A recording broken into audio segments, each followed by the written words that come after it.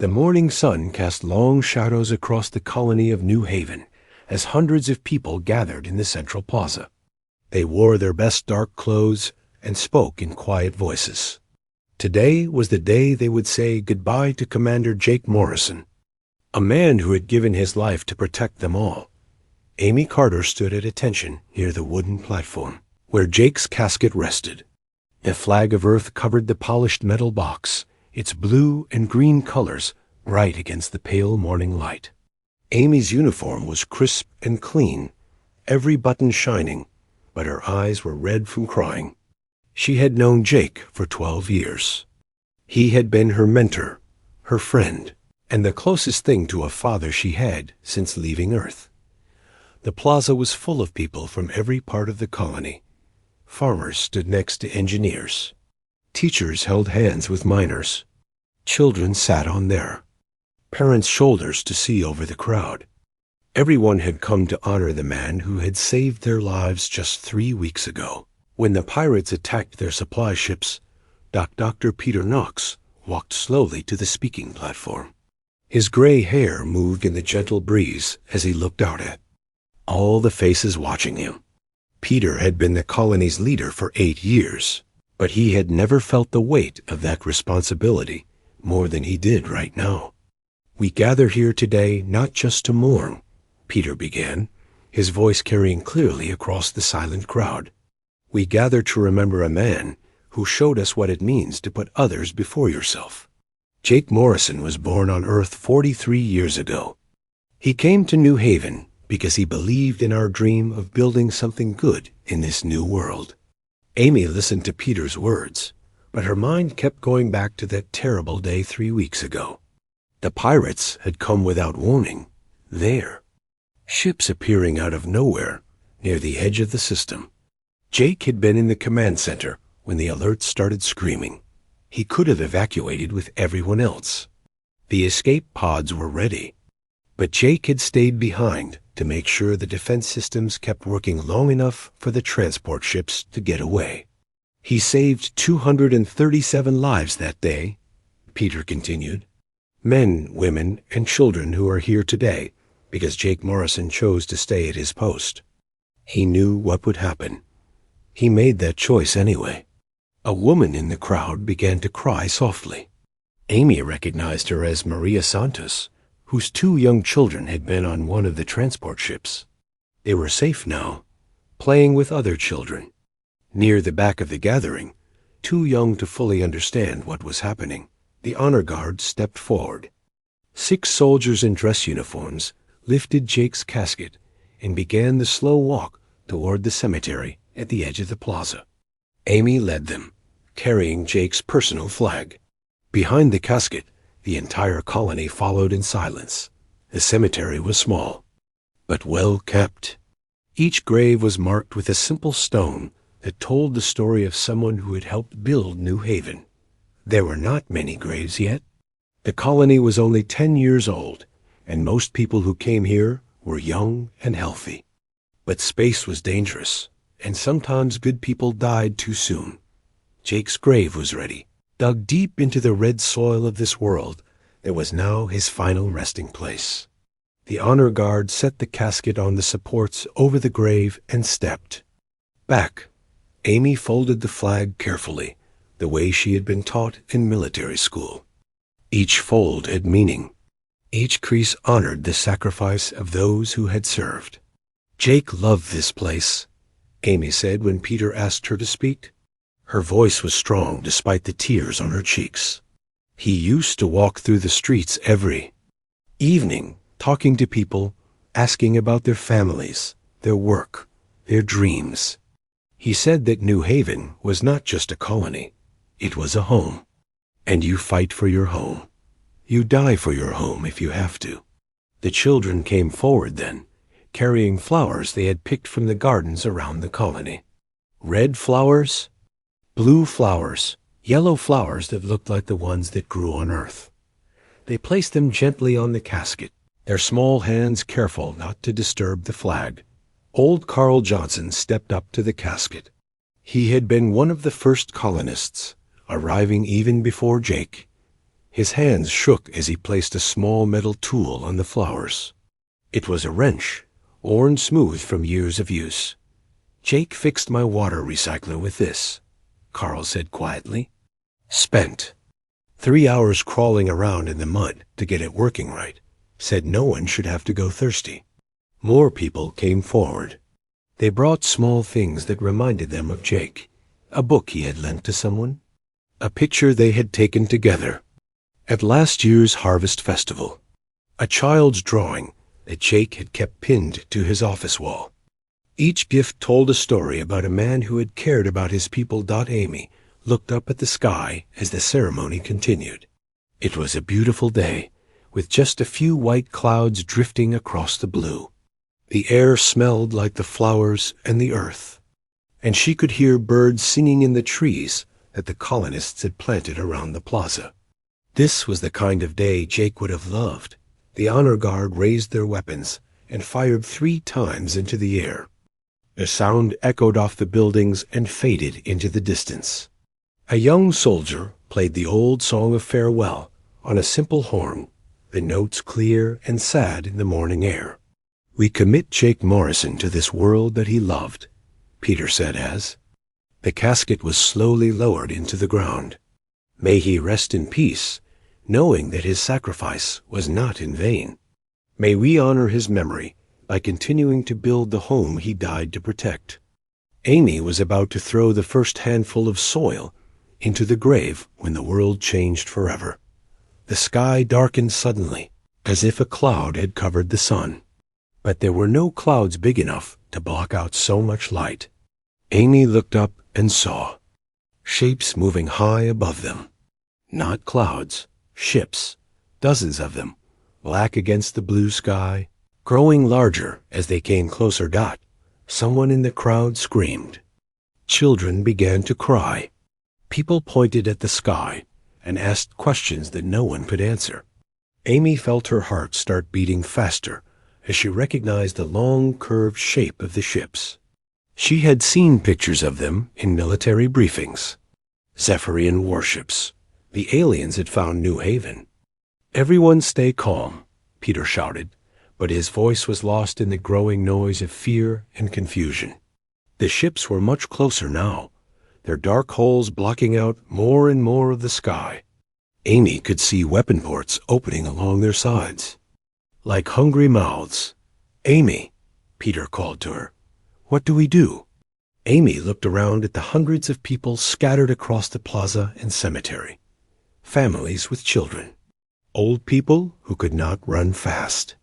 Her soldiers were spread out through the crowd, most of them not even carrying weapons, because this was supposed to be a funeral, not a battle. The first energy blast hit the ground 50 meters away, sending up a fountain of dirt and smoke. The sound was like thunder, but sharper, more angry. People screamed and began to run in all directions. Amy made her decision. "Get everyone to the underground shelters," she yelled to Peter. "Follow the emergency plan. Go now." She turned to the honor guard. "Form up on me. We need to buy them time to get away." The soldiers moved quickly, their training taking over, despite the fear in their eyes. They had not expected to fight today, but they were ready. They were always ready. More blasts hit the plaza, closer this time. Amy could feel the heat from the explosions on her face. The alien ships were landing now, their engines screaming as they touched down on the colony streets. Jake Morrison's funeral had become a battlefield. The Zephyrian soldiers poured out of their landing ships like angry insects. Their gray-green skin gleamed in the morning light, and their weapons hummed with deadly energy. War Prime Vex stood tall among them, his crest raised high in victory.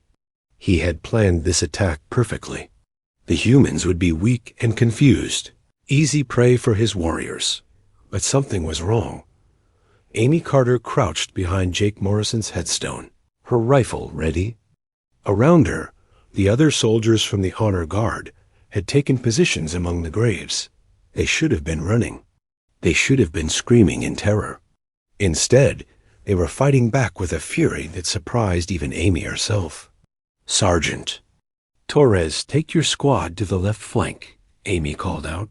"Use the monument for cover." Mike Torres nodded and moved quickly through the cemetery with 3 other soldiers. They had all been at Jake's funeral, dressed in their best uniforms, expecting nothing more dangerous than sad speeches and flowers. Now they crawled between headstones, their dress shoes slipping on the grass as they found fighting positions. First wave of Zephyrian soldiers reached the cemetery fence. Amy took aim and fired. Her shot hit the lead alien in the shoulder, spinning him around. The others dove for cover behind the metal fence posts, their return fire scorching the air. Above her head, "Dr. Knox," Amy shouted over the noise of the battle. "Are the civilians getting to safety?" Peter Knox was helping an elderly woman climb down into one of the underground tunnels that connected to the shelter system. His face was pale but determined. "Most of them are in the tunnels," he called back. "But we have wounded people who cannot move fast." Linda Hayes, the schoolteacher, ran across the plaza carrying a crying child. She should have been in the shelter with the other civilians, but she kept coming back to help people who were too scared or too hurt to run. A Zephyrian energy blast hit the ground near her feet, but she did not stop running. "Linda, get down!" Amy yelled, but the teacher was already diving into the tunnel entrance with the child safe in her arms. Carl Johnson appeared beside Amy, carrying a heavy tool bag and breathing hard. The old mechanic's funeral clothes were torn and dirty, but his eyes were bright with anger. "Those alien bastards picked the wrong day to mess with us," he said, pulling a plasma cutter from his bag. "This thing can cut through their armor if I get close enough." Amy stared at him. "Carl, you are not a soldier. Get to the shelter." "Neither are half the people fighting out there," Carl replied, pointing across the cemetery. "Look around, girl. This is not about soldiers anymore." Amy looked where he pointed and felt her heart swell with pride and terror. All across the cemetery and plaza, people who should have been running for their lives were instead fighting back. Maria Santos, the woman whose children Jake had saved, was helping wounded people crawl to safety, while energy blasts lit up the air around her. Tom Bradley, who ran the colony's bakery, was throwing chunks of broken stone at the aliens from behind an overturned table. Even some of the children were helping. Kevin Walsh, barely 18 and attending his first military funeral, was running between the headstones with messages for the scattered defenders. He was too young to carry a weapon, but he moved fast and kept low, his dress uniform already ripped and stained with dirt. "Kevin, over here," Amy called.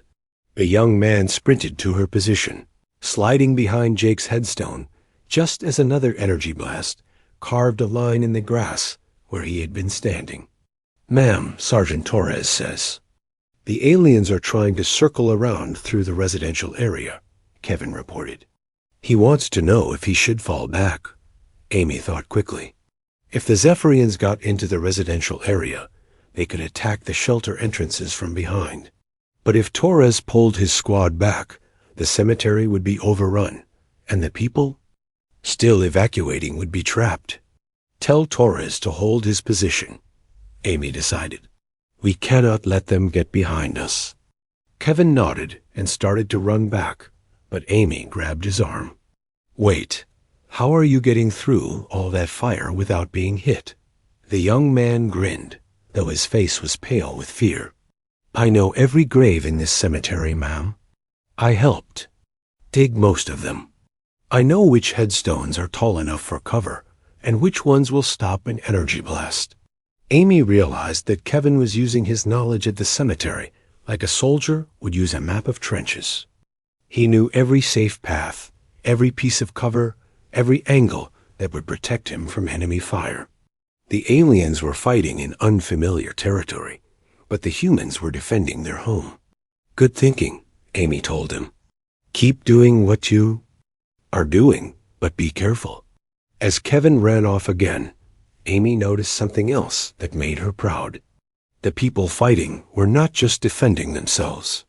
They were defending Jake Morrison's grave.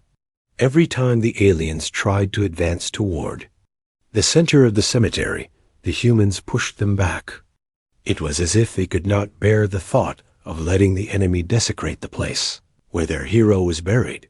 War Prime Vex watched the battle from his command position near the landed ships. His warriors were taking much longer than expected to secure the area. The humans should have broken and run by now. Instead, they were fighting with a coordination and determination that made no sense. Sub-Commander Kree, Vex called to his second-in-command. Why are the humans not retreating? They are outnumbered and outgunned. Kree studied the battlefield through his scope. The humans were using the cemetery itself as a fortress.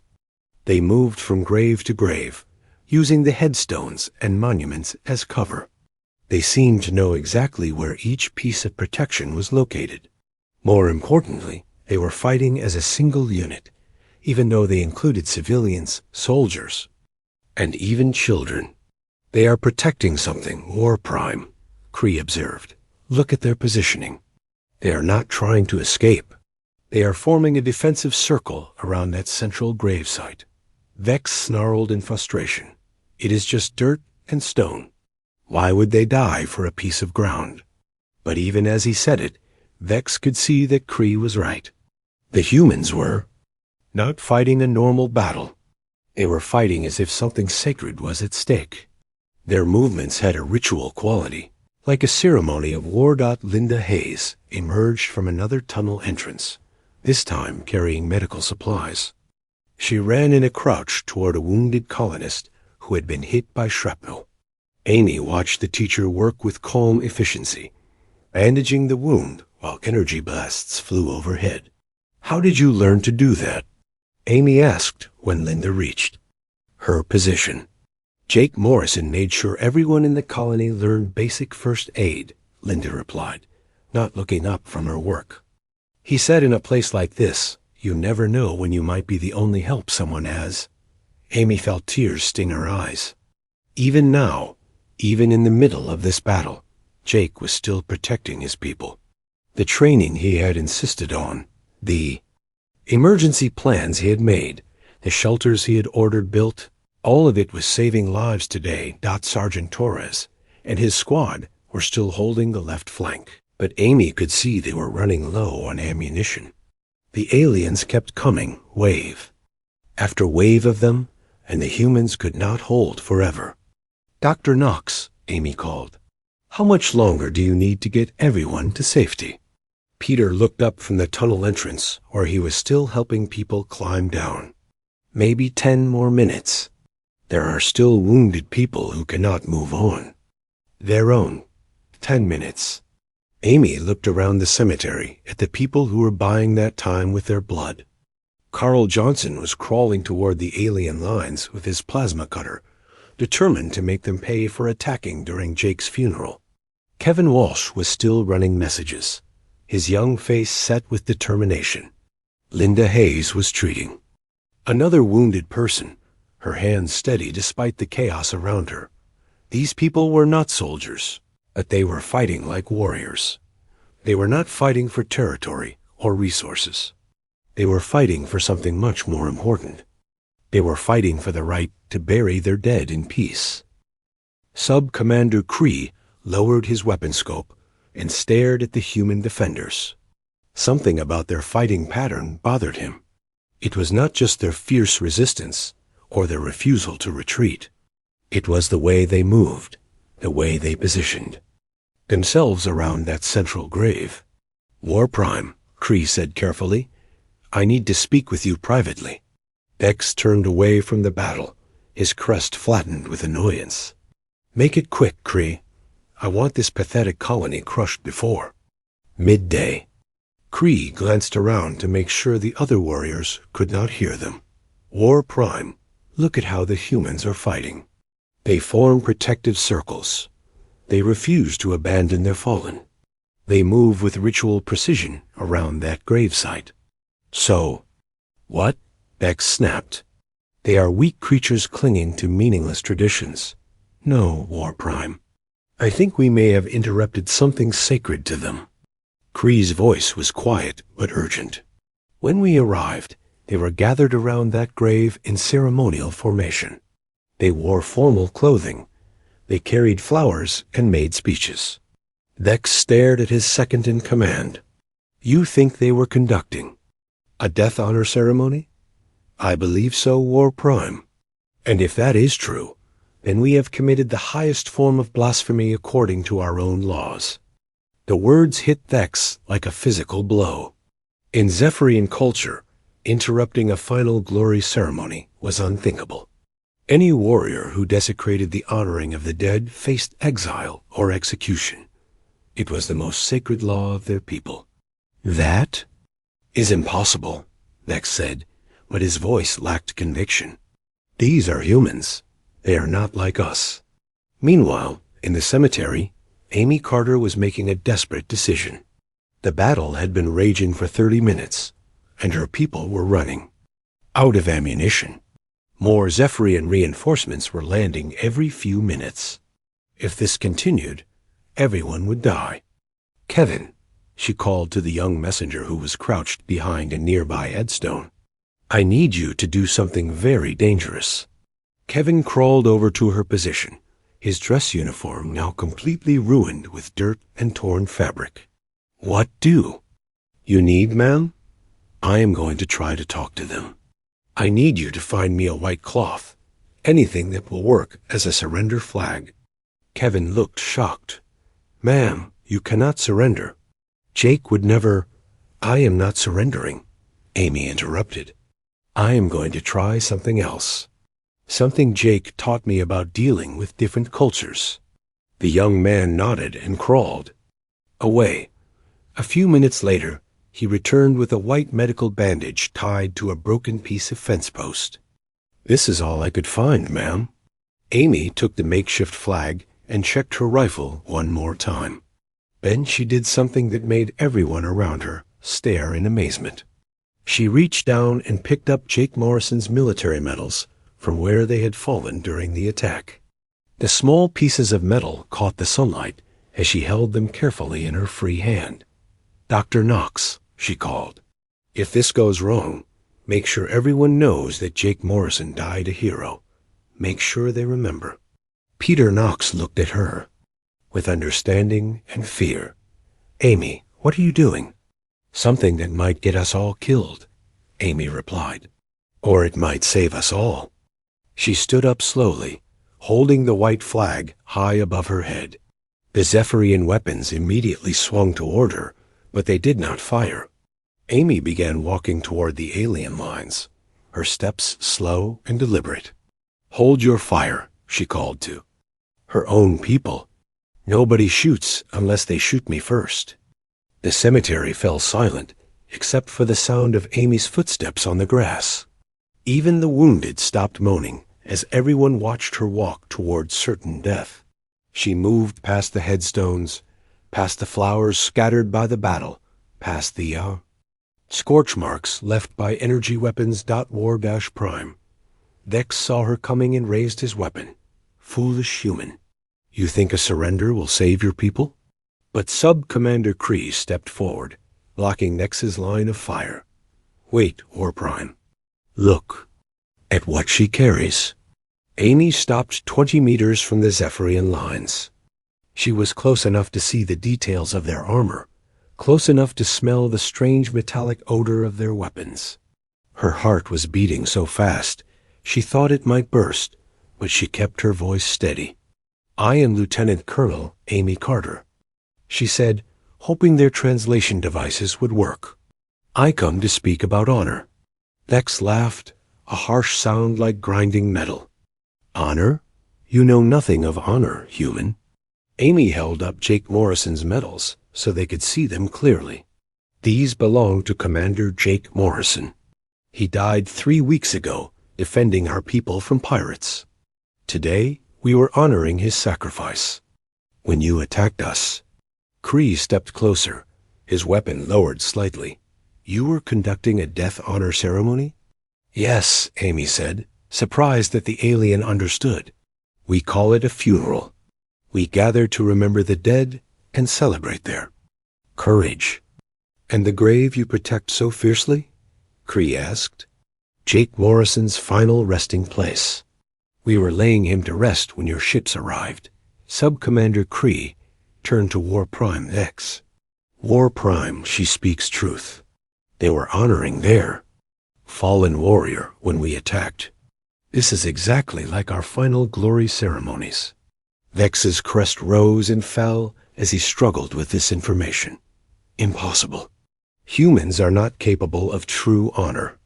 Amy sensed something important was happening, even though she did not fully understand it. In our culture, interrupting a funeral is considered deeply disrespectful. We believe the dead deserve peace and the living deserve time to grieve. Peace, Cree repeated, as if the word had special meaning. You seek peace for your honored dead. Yes, Jake Morrison gave his life for our colony. The least we can do is give him a proper burial. Dr. Peter Knox watched from the cemetery as more Zephyrian soldiers began gathering around Amy and their commanders. He could not hear what they were saying, but he could see body language. Some of the aliens seemed agitated, even angry, but their anger did not seem directed at Amy. What is happening out there? Linda Hayes asked. She had finished treating the wounded and crawled over to Peter's position. I think Amy is trying to make them understand something, Peter replied. Something about the funeral. In the alien group, the argument was growing more heated. Several Zephyrian warriors had joined the discussion, and they were speaking rapidly, in their own language. Amy could not understand the words, but she could see that they were deeply divided about something. Finally, Cree turned back to her. Human Amy Carter, answer this question with truth. Was the one you called Jake Morrison a great warrior? Amy thought about Jake's life, about all the ways he had served the colony. Yes, he was. He fought in 3 wars before coming to New Haven. He saved hundreds of lives during pirate attacks. He trained our militia. He died at his post, making sure others could escape to safety. And you gather to tell stories of his battles? To speak of his courage? To ensure his name is remembered? Yes, all of that.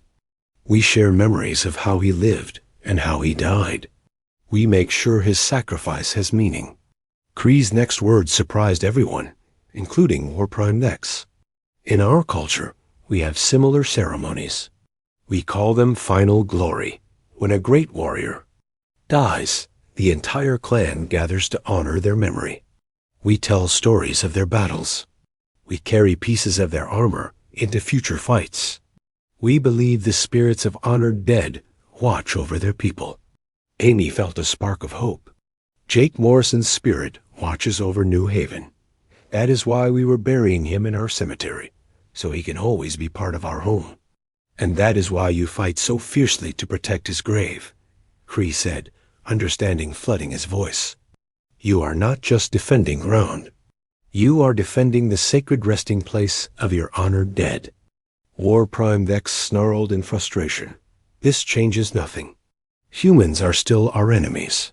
But Cree faced his commander directly. War Prime, if what this human says is true, then we have committed the highest crime of our people. We have desecrated a final glory ceremony. We have attacked mourners who are honoring their fallen warrior. Amy saw several other Zephyrian soldiers nodding in agreement. She did not understand their culture, but she could see that Cree's words carried great weight. In my home, Amy said carefully, we have a saying. Even enemies can show respect for the brave dead. The cemetery was still silent, everyone waiting to see what would happen next. The future of New Haven hung in the balance, depending on whether 2 very different species could find common ground in their shared reverence for those who had died with honor. The tension in the air was thick as Amy Carter stood between 2 armies, holding Jake Morrison's medals in one hand and a white flag in the other. Around her, Zephyrian warriors were speaking rapidly in their own language, their voices growing. More agitated by the minute, Sub-Commander Kree stepped closer to Amy, his weapon lowered completely. "Human Amy Carter, I must know more about your funeral customs. In our final glory ceremonies, we carry tokens of the dead warrior into battle. Do your people do the same?" Amy looked down at the medals in her hand. The metal was warm from the sun and smooth from years of wear. "Yes, we do. Many of our soldiers carry pictures or personal items from fallen friends. Jake Morrison himself carried his father's wedding ring on a chain around his neck." Kree reached into a pouch on his belt and pulled out a small pendant made of dark stone. "This contains the ashes of my clutch brother Vex. He died in the Outer Rim campaigns 5 cycles ago. I carry him with me so his spirit can witness my battles." Amy stared at the alien pendant, then slowly held up Jake's medals. "These represent Jake's service to our people, his courage, his sacrifice, his commitment to protecting others.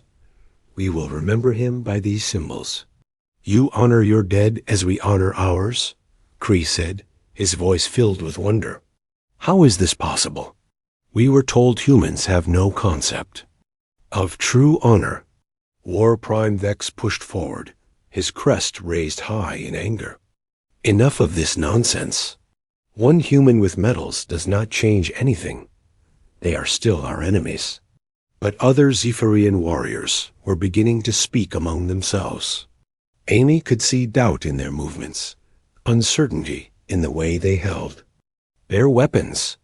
Some of them were lowering their guns completely. "War Prime," said a tall warrior with scars across his face. "My name is Warrior 3rd Vex. I have fought in 12 campaigns. Never have I attacked mourners during a death ceremony. This goes against everything we believe." "I agree," said another warrior. "My grandmother always taught me that the honored dead are sacred, no matter which clan claims them." Vex looked around at his soldiers and saw something that terrified him more than any enemy weapon. His own warriors were questioning his orders. The discipline that held his army together was starting to crack. "You forget yourselves," Vex roared. "These are humans. They killed thousands of our people in the border wars. They destroyed entire colonies." Amy felt her heart sink. She had hoped the shared respect for the dead might be enough to stop the fighting, but the old hatred ran too deep. The wars between their species had left too many scars. But then Sub-Commander Kree did something unexpected. He removed his helmet and set it on the ground between Amy and War Prime Vex. In Zephyrian culture, removing your helmet in front of enemies was a sign of ultimate respect. "War Prime, I formally request permission to complete the human death ceremony before we continue this battle." The words hit the gathered warriors like a physical blow. Several of them stepped backward in shock. Even Amy gasped in surprise. "You request what?" Vex demanded. The humans were interrupted while honoring their fallen warrior. "According to our oldest laws, we must allow them to complete the ceremony before any fighting can continue. To do otherwise would bring dishonor on our entire clan." Vex's crest flattened completely against his skull. "You would delay our conquest for human rituals?" "I would uphold the honor of our people," Kree replied firmly. "Even our enemies deserve respect when they mourn their dead." Amy saw her chance. "Sub-Commander Kree, would you be willing to participate in our ceremony? In my culture, former enemies can sometimes find peace by honoring the brave together." The cemetery fell completely silent. Even the wind seemed to stop blowing as everyone waited for Kree's answer. Dr. Peter Knox gripped his medical bag tighter, hardly daring to breathe. Linda Hayes held a wounded colonist's hand, both of them staring at the scene unfolding before them. Kree looked at Jake Morrison's grave in the distance, then back at Amy. "What would this ceremony require of me?" "Simply to stand with us as we finish laying Jake to rest. You would not need to speak or participate beyond showing respect." for a fallen warrior. And if I do this, you believe it might prevent more bloodshed? Amy chose her words carefully. I believe that warriors who can honor the dead together might find other ways to solve their differences. War Prime Vex could not believe what he was hearing. Kree, you cannot be serious. These humans are our enemies. Yes, War Prime, they are our enemies. But they are also mourners trying to bury their dead with dignity. Even our enemies deserve that much respect. More Zephyrian warriors were nodding in agreement now. Amy could see that many of them were uncomfortable with the idea of attacking during a funeral. Their own cultural traditions were working against War Prime Vex's plans. Very well, Kree said finally. I will participate in your death ceremony for this Jake Morrison, but I have conditions. Name them, Amy replied. First, all weapons must be lowered during the ceremony. Second, any warrior from either side who wishes to pay respects may do so. Third, after the ceremony is complete, we will discuss what happens next.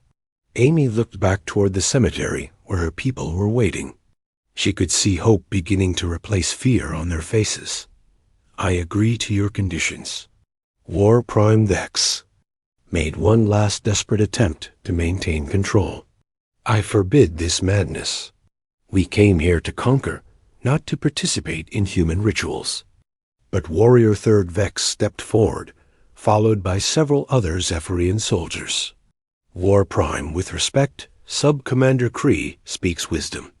I have buried too many of my own brothers to dishonor the burial of another warrior, even a human. One, as have I, said another warrior. My son died fighting humans, but he died with honor. If this Jake Morrison also died with honor, then he deserves our respect. Amy watched in amazement as more and more Zephyrian warriors moved to stand. With Kree, they were not defying their War Prime directly, but they were making their feelings clear. The attack on New Haven was losing support among the very soldiers who were supposed to carry it out. Dr. Peter Knox saw what was happening and made his own brave decision. He stood up in the cemetery and called out across the battlefield. All humans, lower your weapons. We are going to complete Jake Morrison's funeral. Linda Hayes was the first to stand up, followed by Carl Johnson and young Kevin Walsh. One by one, the human defenders emerged from their hiding places among the headstones. They kept their weapons ready, but pointed them at the ground. This is insane, War Prime Vex muttered, but even he could see that the moment for attack had passed. His warriors were scattered around the cemetery, some still in fighting positions, but many others standing openly, waiting to see what would happen next. Sub-Commander Kree walked slowly toward Jake Morrison's grave, followed by Amy Carter. Behind them came a strange procession of humans and Zephyrians, former enemies now walking together through a cemetery on an alien world. As they approached the gravesite, Amy noticed something that brought tears to her eyes. The flowers that the children had placed on Jake's casket were scattered by the battle, but many of them were still there. Red, blue, and yellow petals mixed with the red soil of New Haven, creating a colorful carpet around this simple wooden platform. Tell me about this Jake Morrison, Kree said quietly as they reached the grave. What kind of warrior was he? Amy smiled through her tears. He was the kind of warrior who fought not because he loved battle, but because he loved the people he protected. He was the kind of leader who stayed behind so others could escape. He was the kind of man who fixed broken water recyclers and kept children's drawings on his office wall. Kree nodded slowly. In our culture, we would call such a warrior honored eternal, one who dies not for glory, but for love of his people. The two groups gathered around Jake Morrison's grave, humans and Zephyrians standing side by side in the warm morning sun. Amy looked around at the faces surrounding her, some human, some alien, all showing the same expression of respect for the dead. Jake Morrison would have been amazed to see this, she said softly. Enemies coming together to honor a fallen soldier. Perhaps. Cree replied, the dead have more wisdom than the living when it comes to making peace. The sun was reaching its highest point in the sky as humans and Zephyrians gathered around Jake Morrison's grave. Amy Carter stood at the head of the casket, still holding Jake's medals, while Sub-Commander Cree took a position of respect to her right. The sight of natural enemies standing together in peaceful ceremony would have been impossible to imagine just hours before. War Prime Vex remained at the edge of the group, his weapon lowered, but his anger still visible in every line of his body. He watched his own warriors mixing with humans, sharing stories and showing respect for a dead enemy, and felt his carefully planned conquest slipping away from him. Before we continue, Amy said, her voice carrying clearly across the cemetery, I want everyone to understand what we are doing here. This is not surrender. This is not victory. This is simply recognition that some things are more important than war. Dr. Peter Knox stepped forward from the group of colonists. Jake Morrison spent his life building bridges between different people, farmers and engineers, young and old, earthborn and colony-born. He would have been proud to see former enemies coming together to honor the dead. Cree nodded and spoke in his own language to the Zephyrian warriors. Amy could not understand the words, but she could see their effect. Several of the aliens relaxed their postures and moved closer to the grave. In our final glory ceremonies, Cree explained to the humans, we speak of the warriors' greatest battles and highest honors. We tell stories so that their courage will inspire future generations. Linda Hayes stepped forward, still wearing her torn funeral dress, but carrying herself with dignity. Jake Morrison's greatest battle was not against pirates or raiders. It was against despair. When people lost hope, Jake reminded them why they came to New Haven. When they were afraid, he showed them they were stronger than they knew. Young Kevin Walsh, his dress uniform now completely ruined, but his eyes bright with purpose, added his own memory. Commander Morrison taught me how to read star charts. He said that knowing where you are is the first step to knowing where you are going. He always knew where New Haven was going. Warrior 3rd Vex, the scarred Zephyrian who had first questioned the attack, spoke up in halting but understandable human language. This Jake Morrison. He died protecting young ones? Yes, Amy replied. He died making sure our children could escape to safety. Vex nodded slowly. In my clan, we have saying, true warrior fights not for glory of self, but for future. Of young ones, this Jake Morrison was true warrior. War Prime Vex could contain himself no longer. This is enough. Vex, return to your position. All warriors, prepare to resume the attack. But something extraordinary happened. Not a single Zephyrian warrior moved to obey. They stood in place, looking at their War Prime, with expressions that ranged from disappointment to open defiance. War Prime. Cree said carefully, perhaps we should reconsider our mission here. Our mission is conquest, Vex snarled. Nothing has changed. Everything has changed, replied a voice from behind him. Everyone turned to see an elderly Zephyrian female approaching through the cemetery. Her armor was different from the warriors, marked with symbols of high rank and great age. Elder Prime Zara, Cree said with surprise, bowing deeply. I did not know you were aboard the fleet. Amy watched the interaction with growing hope. She could tell that this new arrival held significant authority among the Zephyrians. I came when I heard reports of the attack, Elder Prime Zara said, her voice carrying the weight of many years. I wanted to see for myself what kind of enemies we faced. Instead, I find warriors and enemies standing together in honor of the dead. War Prime Vex stepped forward. Elder Prime, these humans destroyed our colonies.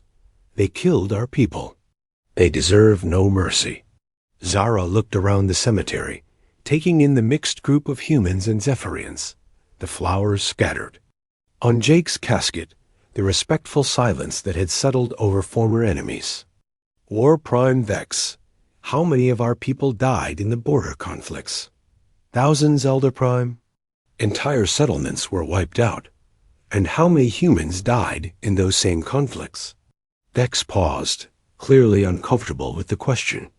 Many. Elder Prime, but they were our enemies. They were people, Zara corrected. People with families, with children, with heroes of their own. People who buried their dead and mourned their losses just as we do. Amy saw her opportunity. Elder Prime Zara, may I ask you something?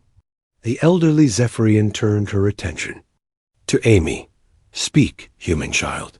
In your culture, what is the penalty for interrupting a funeral ceremony? Zara's expression grew stern. The highest punishment our law allows. Exile from the clan, or death if the crime is severe enough. And what is the penalty for killing mourners while they honor their dead? The silence that followed Amy's question was deafening. Even War Prime Vex seemed to understand the implications of what she was asking. Such a crime, Zara said slowly, would bring dishonor on the entire clan for 7 generations. The warrior responsible would be stripped of name and rank, caste, out to die alone in the void between stars. All eyes turned to War Prime Vex. His crest, which had been raised in defiance, now lay flat against his skull in shame. I did not know, he said quietly. I thought they were just ... gathering. Ignorance is not an excuse for dishonor, Zara replied firmly. But it can be forgiven if followed by proper atonement. Amy felt her heart racing. What would proper atonement require? Elder Prime Zara looked at Jake Morrison's casket, then at the faces of humans and Zephyrians gathered around it. In our tradition, one who has dishonored the dead must make amends by helping to complete the ceremony they interrupted. War Prime Vex must participate in this burial and ask forgiveness from the spirit of the fallen warrior. Vex's entire body seemed to sag. Elder Prime, you ask me to humble myself before humans. I ask you to humble yourself before honor. Zara corrected.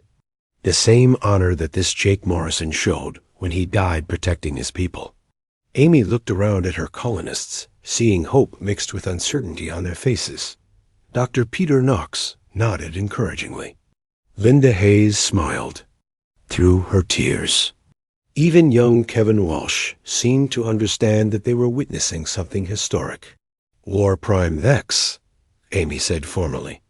If you truly wish to make amends, then help us bury our hero with the honor he deserves. For a long moment, Vex stood frozen. Amy could see the war between pride and honor playing out across his alien features. Finally, slowly, he stepped forward to the edge of Jake's grave. Jake Morrison, he said in heavily accented human speech, I did not know you when you lived. I know only that you died protecting those you loved. In my ignorance, I dishonored your death ceremony. I ask ... I ask your forgiveness.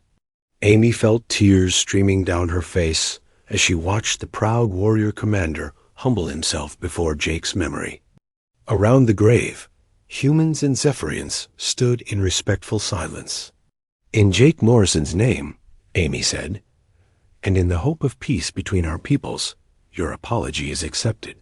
What followed was unlike any funeral ceremony ever conducted in human space. Humans and Zephyrians took turns sharing memories and stories.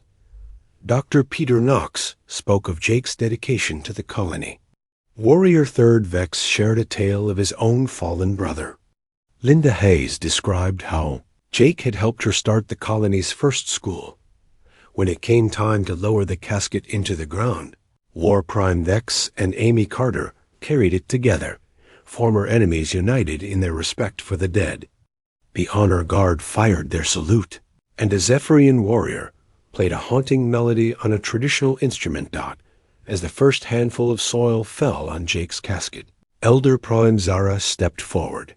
Let this grave stand as a monument, not just to Jake Morrison, but to the possibility of peace between our species.